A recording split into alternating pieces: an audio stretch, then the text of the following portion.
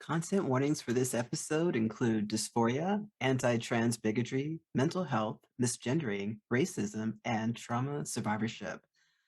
Genderful would like to acknowledge the indigenous peoples and the unceded lands that the producers, hosts, and guests live and have dwelt upon. Today we honor the Ojibwa and Dakota lands and the Lenape lands. We honor the elders, the human, plant, and animal ancestors of these lands and celebrate the living descendants of these people. May all beings tend these lands for the goodness of the next 7 generations and beyond.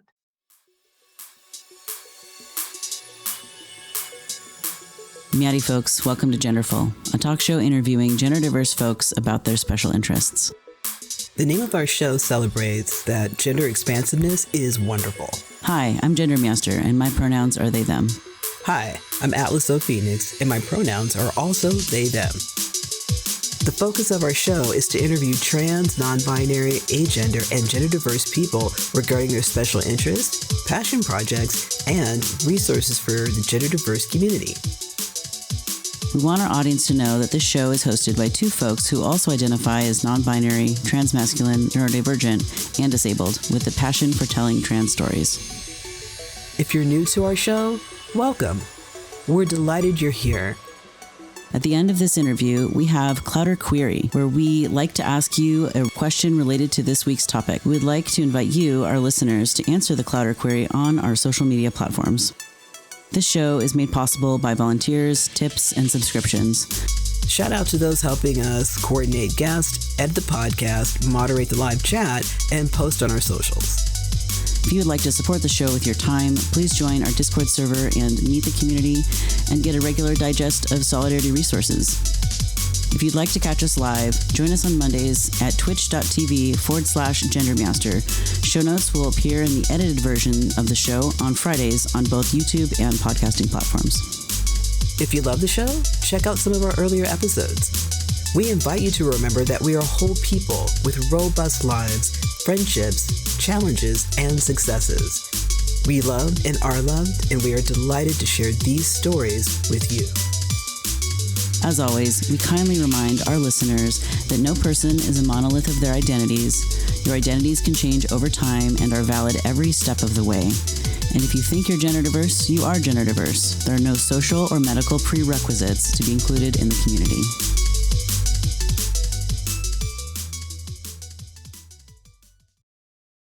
Welcome to Genderful episode 76. This week, our guest Rio, they, them, is chatting with us about mental health life coaching for queer folks. Rio supports queer people through mental health challenges and life changes. They use tools such as talk counseling, meditation, budgeting, organization, and more to help folks create their own understanding of a healthy life. When Rio is not life coaching, they are a high fashion and editorial model using their physical and mental flexibility to collaboratively push boundaries in art and fashion. Welcome to Genderful, Rio. How are you today? Hey, thank you so much for having me. I'm doing pretty well. I'd say I'm like a 6 out of 10 today. 6 out of 10. Oh, that's actually pretty good. Yeah, what about you? I feel like I'm at a 6, 7, somewhere in there. I feel like that. Yeah, I've been up since 6 a.m., so I'm still here. There we go. I feel like that's earning a 7 right there. Yeah, that's impressive. Thank you. I appreciate that. All right. So I'm going to ask the first question of the day. What are the things that you can trace back to your youth that indicated that you might be gender diverse someday? I love this question. I love like talking with genderqueer and trans folks about like those moments in childhood. It's because they're so cheeky. They're so And so yeah, I have a lot. Like I'm trying to think which ones to choose because when I was younger, I was like a tomboy, right? Everybody was like Rio the tomboy. Like I wore my brother's clothes. All of my closest friends were boys. I was like a little soccer star, humbly, maybe not then. And so I think actually that kind of pigeonholing into tomboy, it both helped me embrace masculine parts of myself and limited my understanding of gender, in that I was just kind of told like, okay, then you're just like a girl that behaves like a boy. Mm. And so having it broken down in that very binary way, I don't think was very helpful. But at the same time, like I was supported to embrace that aspect of myself. So like on one year I was like Justin Bieber for Halloween because Oh, I wow. had these bangs, but like I had long hair and bangs, so I like put the hair up in a hat Yeah. and I was Justin Bieber. And I both love Justin Bieber Yeah. because I'm queer. That includes cis men for me. And so I Mhm. like wanted to be with him. Yeah. And in retrospect, like I wanted to be him. Yeah. So it's always very funny, especially those crushes of like how like that lovely nuance of like, did I want to be you or marry you? But probably both. Yeah, I really relate to that. I relate to that very much. So I think I was dating guys because I was like, oh, I liked something physical about them and I wanted that for myself. But it was like that blending of like, well, do I want them or do I just want to work out and look like them or something? And so like that was the kind of thing, which is a perfect segue into this question, which is how has your relationship to gender evolved over time? Hmm. This is the Justin Bieber moment. Right. Yeah. So I definitely, after that, went into like a really hyper feminine phase. Like Okay. in high school, Yeah. I like wore so much makeup. Like I did my makeup for like 30 minutes every morning. Well, I like picked out my outfit the night before. I like, had like, me and my friends would go dress shopping. yeah. And it was kind of like, I don't know, I think going back to that, like that conflation of gender and sexuality, right? I'm like a teenager and I'm realizing like, okay, this is what's gonna get me attention from not only boys sexually, but like these girls that I want to be friends with. Like they clearly want to be friends with someone that like likes like shopping and things like that. And in a way I did, but it was very like, in retrospect, very exaggerated to fit in, I feel. Mm. And then it wasn't until college I moved to New York City and I went to NYU that I started to meet more genderqueer people. Um, I, to my knowledge, like I don't think there were any genderqueer people in my like very small high school openly like out as genderqueer. Right. Um, and so yeah, it wasn't until New York that I moved to New York that I even was introduced to the term non-binary. Oh, Um, and so it was really in my adulthood that I was like, wait, I really resonate with this. okay. And I had also really started to come into my own sense of fashion as well. Like not more like wanting to be fashionable in my own way in New York City rather than trying to fit in high school. Mm. And so yeah, like the classic story of like moving to like the very queer New York City and being introduced to queerness and like falling in love with it and myself more and Mm. more. Um and so yeah, it was in my my senior year of college that I came out as non-binary. Wow. And so yeah, it definitely confused my family a bit. I didn't even I felt so young that I didn't even think about how other people would consider it late. Um, but I guess like we live in this culture where it's kind you're where we're asking children to like figure out their identity at young ages without the resources to really even understand what that means. Right. Right. And also without, telling them, well, the caveats that you can change, and Right. you'll go through these periods of these peaks and then these, valleys and then the peaks and that kind of thing. And like as you navigate the terrain of like your identity, like gender identity and sexual identity. And so yeah, that's a really beautiful story. Thanks for sharing that. I Thank appreciate that. you. Yeah, it was nice to reflect on that. Oh, good. What was nice about reflecting on that? I think it's always nice to reflect on one's growth, but for me, I find it encouraging for both myself and like kind of ushers in that sense of pride of like, okay, I'm grateful for all of these stops along the way and all of the things that I've learned about myself and that I continue to meet folks like you and expand my queer community and then learn even more about myself and others. Yeah, yeah, that's the cool thing about Genderful is like we get to interview all different kinds of people from all over the world and like to hear their gender journey. It's uniquely tailored to each individual, even if like it's under the umbrella of trans or non-binary or agender. Everybody's story is so unique. Like we all are unique to each other as humans. But these stories, they're very special to me because it's like, oh, I resonate with some of that, but like I didn't know that that could be a thing too. That's really cool. Then you go back and you think about it, and then all of a sudden, I have a new identity because you've had time to think about it, you know. And so I Yeah. think it's just really beautiful, like the evolution of like um, gender and the evolution around the thoughts around gender and how it can be anything you can be anything you want to be. And so I really Hmm. appreciate that. Okay, I'm going to switch topics here and go into life coaching. How does your gender identity show up in your coaching work? You're a life coach. Do you want to talk a little bit about that before you answer that question? Yeah, sure. So, my life coaching business is called Yours Rio. I yours in that space, Uh, and I started it in January of 2021. mhm. This was shortly after I was working full time for the Trevor Project, the LGBTQ suicide hotline, Yes. and I had a lot of qualms working for queer folks through a nonprofit organization. And prior to that, I had been working with like government agencies and nonprofit organizations in New York City as well.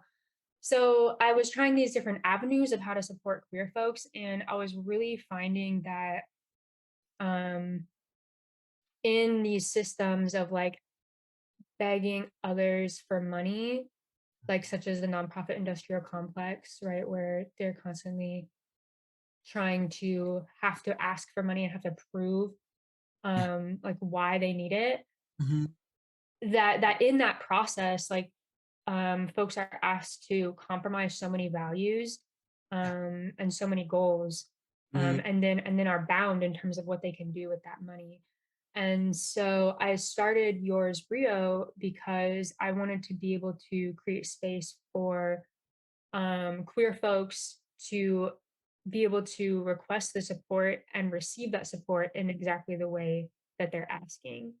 Um, I find that in all of these spaces, whether it's working with queer people or not, because prior to focusing on the queer community, I was working very heavily in the survivors of sexual assault, sexual abuse, domestic violence, that world. Mhm. And because it very much is a world when it comes to policy. Wow. And yeah, with all of these, all working in all of these communities and the system set up to try to support these communities, it was like we know what's best for you, and Mhm. so we're gonna like get the funding and create the policies and et cetera to give you what we know is best. Mhm. And it felt rather than like we know what's best for ourselves. Like anybody healing from any trauma, like I promise you that you're the expert in your own healing process. That's what I promise all of my clients. But the reality is that most people don't believe that. And They so I don't think believe that. that's where the kind of coaching work starts. Okay. Right?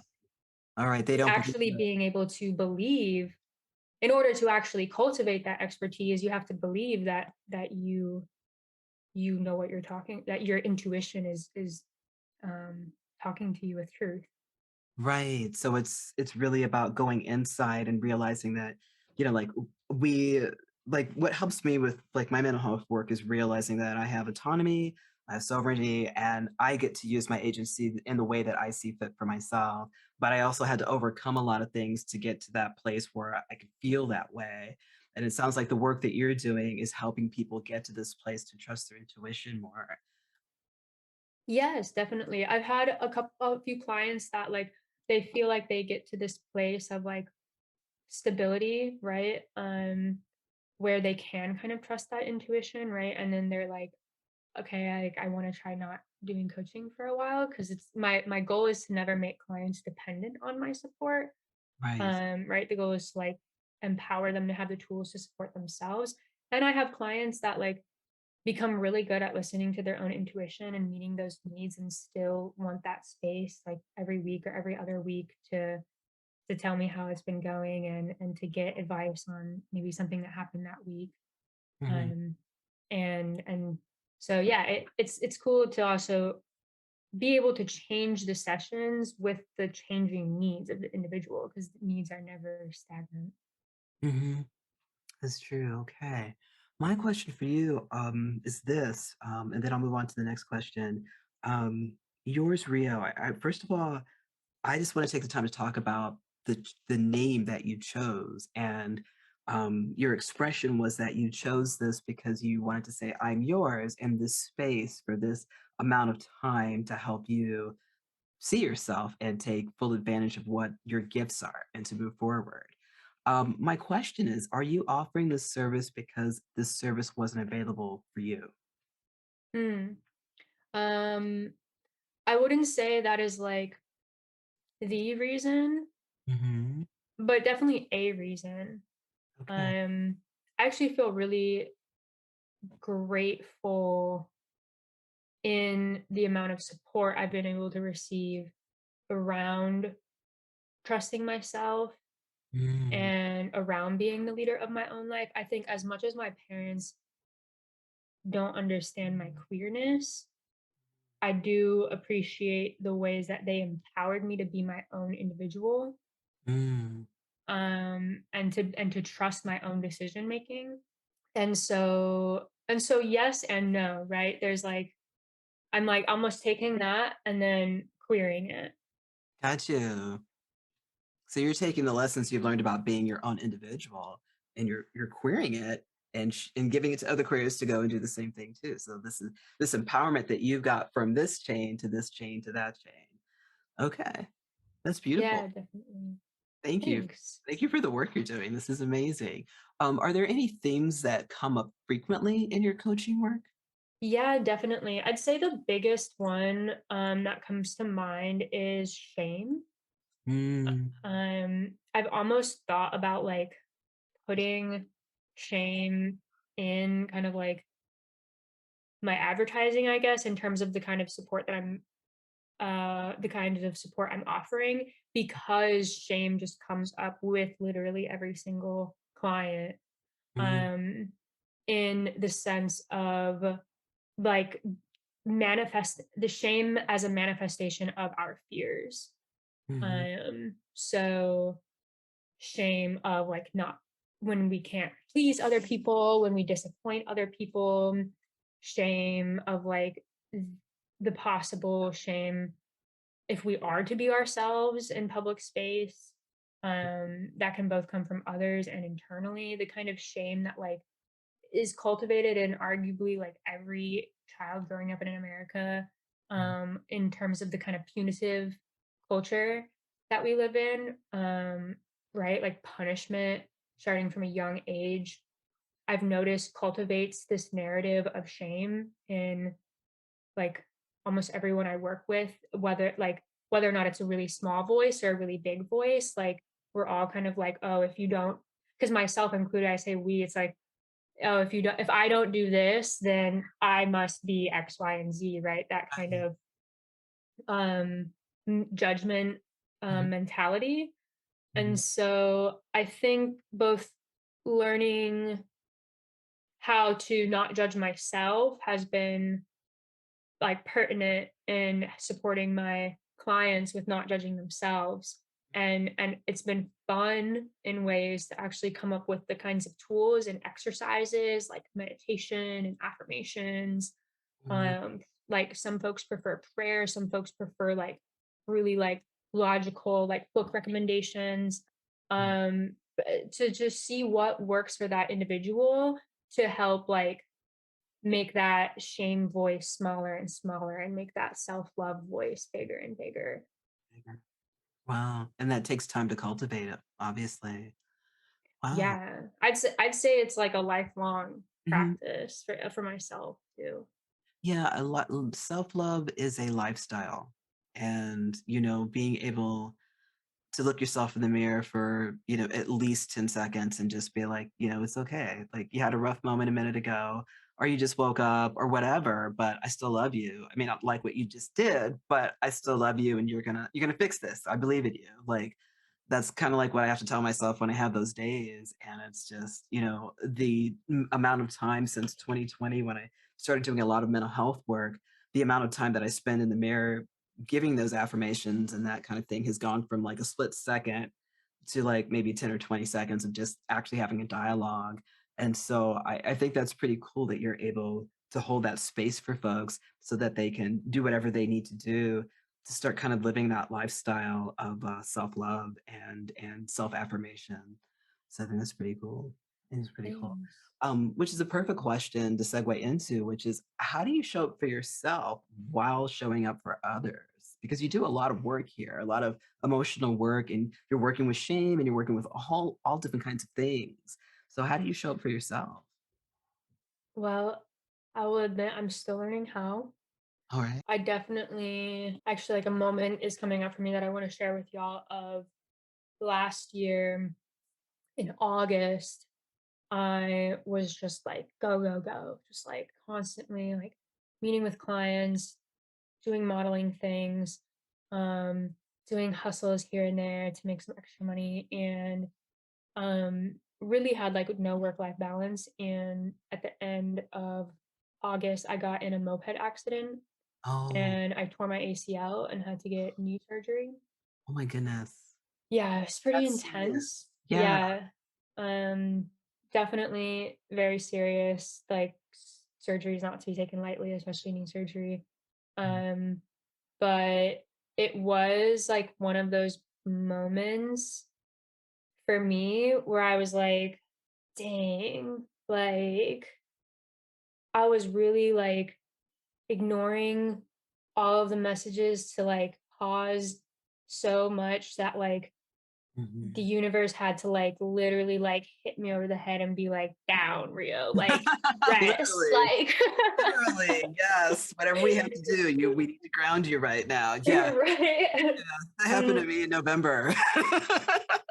right, it's like rest, you don't have a choice now.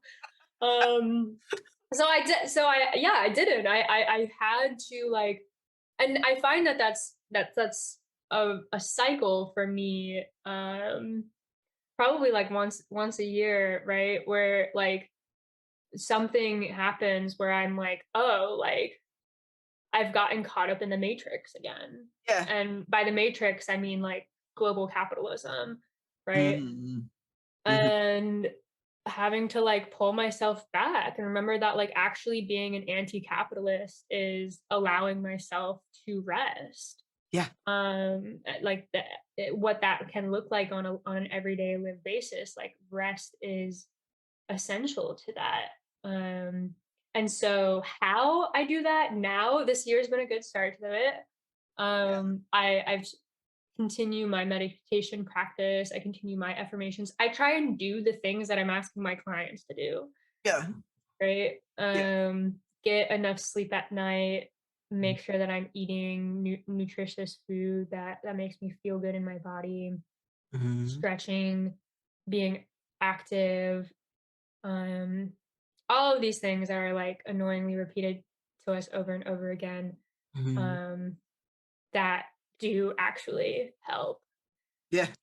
Yeah, I mean, it's like it's looking at these things and being, "Oh, this seems cheesy," or just, "I don't know, like, is this really gonna work?" And it's like, it does, but you have to practice it every day and show up for yourself every day, and that's enough of a task. And so I love what you just said about, being anti-capitalist, and I wrote down, "rest" with an exclamation mark, and I'm like, "Yeah, that is the very definition right there, is, like, realizing that don't have to take every gig. Like I realized that this weekend I was offered a gig and it was like super low pay for a whole lot of things they wanted me to do. And I was just like, you have so many of your own personal projects to do that you don't have to chase money anymore, you know, Mm. you need to chase your dreams.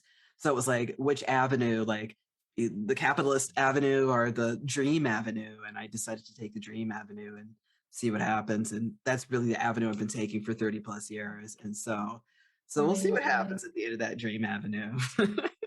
Amazing. That sounds like a good journey though, to be going down that dream avenue for 30 years. Yeah, well, I mean, I was in my 20s 30 years ago, and I was like serious as a heart about attack about becoming a filmmaker and everything. And then, I'm 52 now, and it's just like sometimes I'm like, you're 52. Okay, what do you need to do? Because you have less time than more time on this planet. And and that's the motivator behind what I do. It's just Mm-hmm. what can I get done today?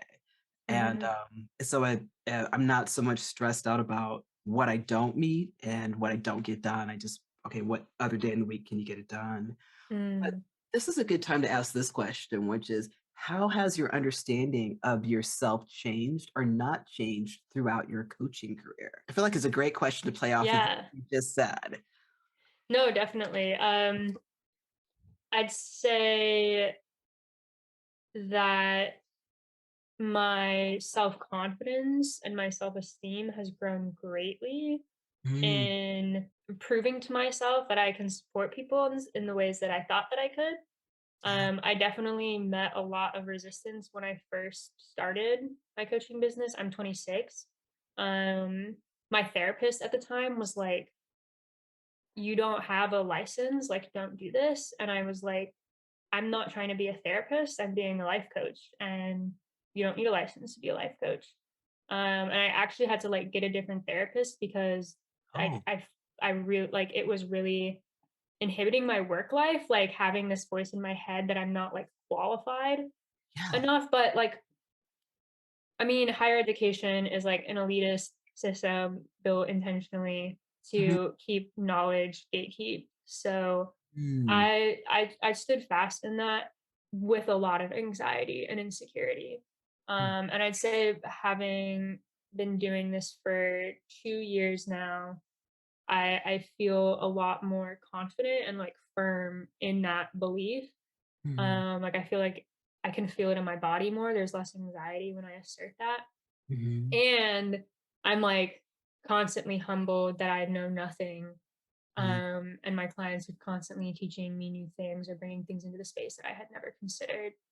mm. And so allowing both of those seemingly contradictory things, but also not, to exist at once, I think has been one of my biggest points of growth. You talked about gaining enough confidence to actually fire the therapist who very, very directly said that you were not qualified to be a life coach, that you're not licensed to be a life coach. And Mhm. you started this, it sounds like, when you were 24, because you're 26 now. Mhm. Okay, so I feel like the pattern that I see started all the way back with how your folks helped you rely on your own intuition to make your own decisions, like letting go of a therapist to get a new therapist because of what happened in that situation. I don't know, Mhm. like that seems like the biggest qualifier for me for you to be a life coach because that took a lot of courage to do that. And so I don't know, that's That's a cool connection. I think so. Yeah, it is because I think, I don't know if we can say badass, but that is badass that you did that. Thanks. Because a lot of people will just stay with the therapist, and because that therapist has that hierarchy in the room. And so it's like, oh no, I must listen to this therapist, even though what I'm being told doesn't feel healthy to me here and here. And, like I've also had to do the thing where I've had to let therapists go as well. And it's like, no, that's your money, your time, your hour. And you get to decide who helps you with this and Mhm. this ultimately. So that was pretty awesome that you chose to do that. And you were able to live the dream that you have now, which is helping people through life coaching um, without Thanks. a license. That's fantastic. I can't think of. Yeah, I mean, I think we were coming at it from different perspectives, right? Because she was a therapist. She'd been doing therapy for like 30 years. And so she, started doing therapy in a time where these kinds of licensees were important and still in ways are important for the safety, I think, of the therapist as well, in terms of maintaining boundaries, Mm, and having the tools and the resources to navigate those boundaries. right. Um, but I agree that I think that definitely played a role into it. And in retrospect, I almost feel like it helped my coaching, right? Because you know, my whole point in starting the business, right, was like individuals are the expert in their own healing processes. And so here I was being told, like, this is not how you should be leading your life. This is not how you should be like healing. Um, and I was able to say no. I think I know what's best for myself. I think, right? Like Hmm. oftentimes, sometimes it is just like I think, Hmm. and we don't really know until like it's done. Right. But I think part of it is following that initial feeling. Yeah, I think that the decision to let your therapist go to pursue, which ultimately I feel like that action right there was the proof that you were ready to be a life coach. But I also I feel like that must have been healing to make that switch. Right. Yeah, I Right. think. I was saying I was hesitant to say healing process, right? Because it's starting a business, but there has been many healing aspects of starting and running my own business and working one on one with queer folks, right? It's almost impossible to remove healing from that. Yeah, because it is an act of healing, whether you're giving the service or someone's coming to you for that service. I think that's great. Um, I have another question that goes into a different kind of goes into your other profession. But is there anything else you'd like to say? Like you said that there are learning moments that your clients have shared, like have offered to Mhm. you for you to learn. Would you have a specific moment that you'd like to talk about and kind of share with us? Hmm. Um, I You want to come back? think I no, actually something comes to my mind. I want to balance confidentiality, but I think if I keep it really vague, um, just in general, I've had clients that um, shifted my understanding of addiction Mhm. as they process that themselves. Um, I think, right, there's like these things where like, okay, I have been trained in trauma around suicidal ideation, around mental health, around depression. I've been trained in trauma around like physical trauma. Um, right. I've been trained in childhood trauma, but like these things still come up where I come to understand why there is a whole field around them, such as addiction, Mhm. such as grief, Mm, why there are like grief therapists. I've had to learn how to support people through death in a way that I never had myself.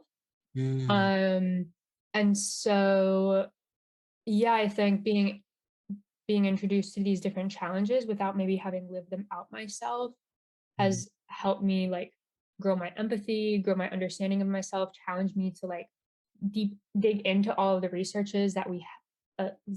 that we have at our fingertips. mhm, um since I did not go to school for 2 years to be a therapist, like I still have my NYU ID, like using those resource, like, well, what book would they open? Like, allowing myself to remember that education, it comes from engaging with people one on one. It comes from my own research. It comes from my own self reflection. mhm. Um, and so anytime like a client brings up something that I don't know, or where I have that moment of like, oh, I haven't supported someone through this, I'd say that I learned. Wow, that's so stellar, and I don't think you realized it, but um, you've actually offered a healing to me because I have a hard time with school, like when I was in college, and I would come to realize that, I have ADHD, and so it's hard for me to focus in a school setting. But what you just said validates how I actually educate myself, which is through research, through books, and that kind of thing. Like I am an award-winning screenwriter, but that's because I spent like 100 hours reading books and like doing outlines from the things that I've read, of the outlines of the material, and then applying it to writing a script, and then making a script, and then making a movie so it could go get an award. But I didn't get that education inside of four walls. I got it in the four walls of my apartment. And so I feel like self-education, like what you're doing for life coaching, the self-education is such a critical component to how you can be of service to others and yourself. And so Mm. thanks for that validation. That was pretty dope. Thank you. Appreciate Also, yes, award-winning screenwriter, and I have ADHD too, so yes on that as well. it. Okay. Okay. Thank you. Can we do like a high five? Can we do a Zoom high five? Zoom high five. Thank you. All right. I have another question here. As you are also a professional model, does your gender identity show up in modeling? And also, how is it constantly perceived in art and fashion as a non-binary person? That's the very light question. Okay. Very light Yeah, question. maybe let's start with the first question, yeah? Okay. As you are also a professional model, how does your gender identity show up in your modeling? So, I very much claim being a non-binary model, Mm. which I realize means a lot of different things to a lot of different people in the fashion industry. I was actually just laughing with my agents today because I'm supposed to go to a casting over the weekend, and the height requirements are women's 5'8", no 5'9" and up, men's 6'1" and up, non-binary 5'11" and up. And What? I know, I was like, wait, like, so they literally just picked the number between men and women. Like, I was like, how'd they come to that? And I was like, oh, they added 2 from women and subtracted 2 from men. Like, and they just picked one in the middle, like, because I guess to them, like, non-binary is just like, well, you must just be in the middle somewhere. That's so And arbitrary. well, so I have to go to this. I'm not 5'11", and so I'm going to this casting, but I want the opportunities that this has Mhm. to offer. And so I'm going to go and I'm going to audition for the women's because I can. And I feel that I've come into my non-binary identity enough through this, and in many ways, like it's been challenging. I've had to like gain that kind of confidence of being able to feel like I can like play my non-binary identity to my advantage without like feeling shame about that. Because at the end of the day, I don't want to be commodified, but Mhm. at the same time, like fashion is a in many ways a commodifying art form in a capitalist world. Like something is being created to be sold. I am helping to sell it. Mhm. So rather than like, yeah, being kind of like bogged down by all that commodification, like trying, it has been interesting to try and figure out like, how can I both like make space for myself in this industry and refuse to conform and push boundaries further in that sense, and also like pay my bills and Right. like get that next step further to working with my dream clients, you know? Right. Ah. All right. I guess this might be kind of the next question that was part of that two-part question, which is how's being constantly perceived, how's it being constantly perceived in art and fashion as a non-binary person? That kind of plays off a little bit of what you said. Would you like to talk a little bit about that? Yeah, I think those are definitely interconnected. So I understand why those questions are together too, because I mean modeling is like constant perception, right? Like you Yeah. have to think about what audience is perceiving you, what Mhm. audience you're making it for, and how they're going to perceive you in the process of creation. And then once the art is out in the world, it's like everyone is going to make their own perception. And so it's been interesting to see how much our stereotypes around fashion play into it. Mhm. Um, I find that in terms of how I'm perceived, it it's unfortunate how much non-binary has come to equal androgynous because Yeah. it doesn't, right? Like we both know it. Like that androgynous and non-binary like do not have to have anything to do with each other. Right. But I find that unfortunately, like when I'm androgynous, that is when I'm being perceived as non-binary the most. When I'm in these stereotypes of like femininity, I'm being perceived as a woman, and I have to correct them. When sometimes I'm perceived as a man and being transmasculine, then I'm just like, cool, euphoria through the roof. Have that question coming up, and yes, you just tipped the iceberg on that one. Okay, I do have one other question that popped in. Do you meet and work with many other non-binary models? I've met and worked with 2 non-binary models. And it was interesting. I'll reference the most recent shoot I did with a trans feminine non-binary model, and we both were selected for the shoot. It was just the 2 of us for the shoot, and we both were selected because we're non-binary, and this shoot was kind of like, not because, but that was an aspect of it, right? Was this playing on gender? Gotcha. And so it was a really fun shoot to do. Like they really embraced my masculinity. They really embraced, like the team really embraced the other model's femininity. And so in that sense, like our gender euphoria was kind of being hyped up, but then like nobody could get the pronouns right, like on the team for me or the other model. And so it was like, it was just that that kind of proof of like performativity versus like genuine authenticity. And I was happy. That happens a lot for me where like everyone knows I'm non-binary, but like on set, people aren't practicing my pronouns.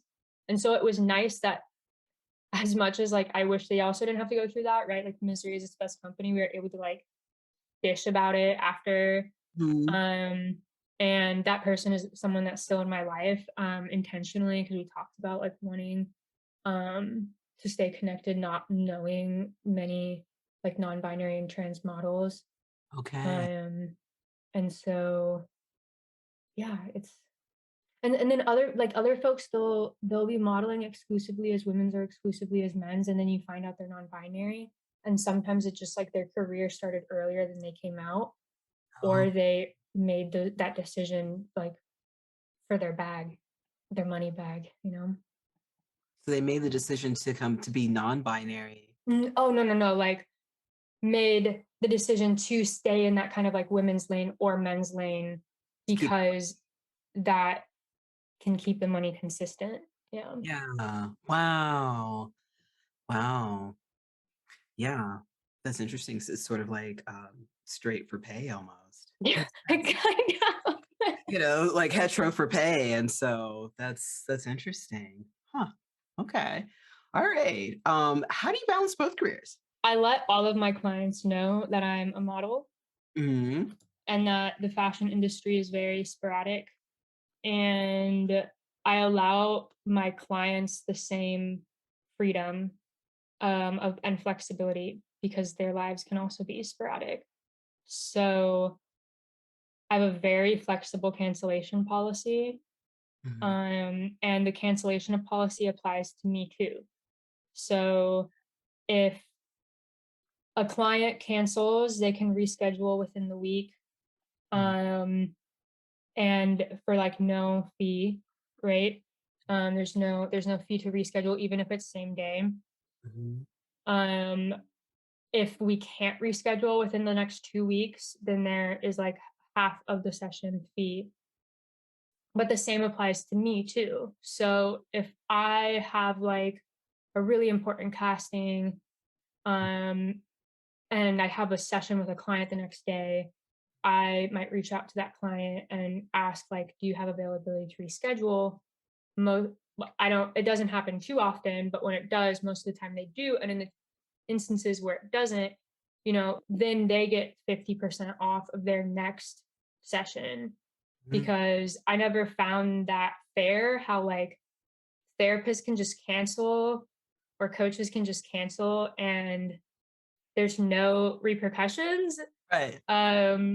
you But just if you like cancel, don't get help. Yeah. But yeah, if you cancel, like you have to pay your full session fee. Like yeah, that's yeah. not fair. So I try and keep things fair, and I think that helps me maintain trust with my clients and allows everybody to feel like they have that option for flexibility and work life balance when they need to use it.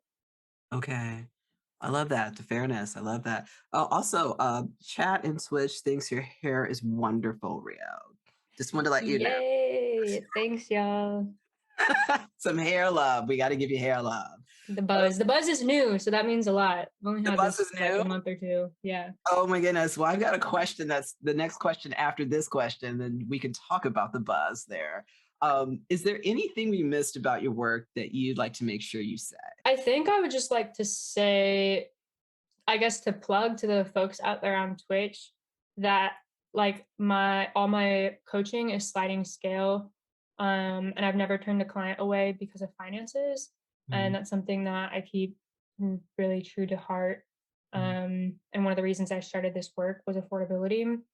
So a lot of folks will ask that or even be hesitant to ever reach out because they're like, well, I could never afford this. And mm, so wanting mhm. to make that clear that like part of trying to be like decolonize my work is to keep it affordable. Okay. All right, that's great because we're gonna cross promo you in just a second. Okay, Okay, now we cool. could talk about all the things that involve the buzz and the gender euphoria because this question is my favorite question. Can you share an experience with gender euphoria? Sure, we can, since it's there, like we can use the buzz. Yes. Um so in the end of October, I got selected to be part of this designer named Chris Habana's fashion presentation. He's a really amazing designer that just does like things out of the ordinary, and he loves to bend gender. And so all of the models in the presentation were non-binary genderqueer. Mhm. Um, and we all had to shave our heads. Like Oh, wow. we went bald the day of the show. Even like the makeup artist came in and was like putting our skin color on top of it. So I was like bald. Wow. And there was a couple of folks with uh, alopecia, Mhm, as that was prioritized. mhm. And yeah, I'm not, when I went bald, like I was so scared, but my gender euphoria just like immediately like took all my fear away because I was like, wait, I look so good. And um like mask and sexy. And then as it started to grow in and people were noticing the buzz, I Yeah. was like, wait, like I should keep this. Oh, so you think you're Um, gonna do it again? I've been so ever since then I've just been shaving it down like every 2 weeks to Wow. keep to maintain the buzz because I like it. And it's also part of my rebrand of the new year for my modeling career. Nice. Perfect, perfect. That sounds like wonderful gender euphoria. Okay, we've got a couple of minutes left here. I have one last question. What would you like to make sure that folks know about your perspective on gender and non-binary trans issues? Kind of covered a little bit, but would you like to expound? Mm, about my perspective on their issues. Yeah, I guess like go we'll stick with the theme and just say like trust yourself that you probably know a lot more about yourself than you think you do when you take away the shaming voice Mhm, or the people pleasing voice or whatever you want to call that voice of fear that comes in and tells us to be less of ourselves. mhm, Um try to ignore that voice, try to find ways to make it quieter or be in dialogue with it, allow it to speak up, mhm, um, and just talk back. And you'll find that being in dialogue with your own intuition, like we that's when I feel the most free, mhm. and I've noticed that others do too. Yeah, yeah. Being in dialogue with your intuition is out of this world as it's meant to be. It's really beautiful. So yeah, thank you for all the work that you do in the community. I am proud of the work that you do. I'm proud of you for doing it, and I wish you the best of everything. We're going to do some cross promo right now. And so Rio supports queer people through mental health challenges and life changes. They use tools such as talk counseling, meditation, budgeting, organization, and more to help folks create their own understanding of a healthy life. When Rio is not life coaching, they are a high fashion and editorial model using their physical and mental flexibility to collaboratively push boundaries in art and fashion. For coaching, you can go to Instagram at YoursRio. You can also go to yoursrio.com. And you can also, for the modeling, you can go to Instagram and go to Plant Based Rio. For socials, again, yours Rio on Instagram. And for we have a Clouder query that you can answer on our social medias. What is an affirmation that you tell yourself without even realizing it at times? What is an affirmation that you tell yourself without realizing it at times? That's the question. And coming soon next week, we have Cam White, and we are discussing art, comics, and self-representation. All right. Rio, thank you so much for your Hey, time thank today. you. This has been a blast. Yeah, I've had so much fun. Thank you. And thank you for the work that you do as well. Oh, thank you. I appreciate that. Thank you very much. Genderful would like to thank our guests for being on this podcast. If you'd like to catch us live, join us on Mondays at twitch.tv/GenderMeowster. Show notes will appear in the edited version of the show on Fridays on both YouTube and podcasting platforms.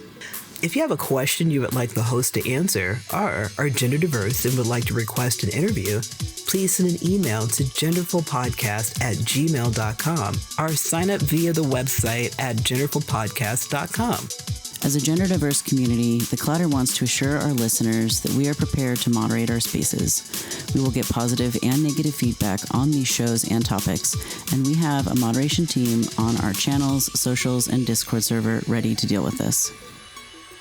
Please join our Discord server at discord.gg/Meowster to meet the community and get a regular digest of solidarity resources. You can also support us with subscriptions on Patreon, following and reviewing us on your favorite podcasting platform, or engaging with our posts and content on social media at GenderfulPod and GenderMeowster. If you could take a few moments to also rate the show, we will post any 5-star reviews on our socials, so get creative. Mention a special interest of your own, a project you're working on, or even say hi to your comfort person in your review. What power! This show is made possible by volunteers, tips, and subscriptions. Shout out to those helping us coordinate guests, edit the podcast, moderate the live chat, and post on our socials. Artist credit for Genderful. Genderful's theme song is called Hope by Free Range Megs, aka Soma. The GenderMeowster logo was designed by That's Barnaby and edited with consent by Transgriffin. Genderful's pre-show is wrangled by JuiceTex. Genderful is edited and mixed by Transgriffin and Alexis Fandom. Genderful's social media is managed by Queer to Help. Genderful is hosted by Atlas O Phoenix and GenderMeowster. Genderful is the intellectual property of GenderMeowster. All rights reserved. Trans rights are human rights. That's right.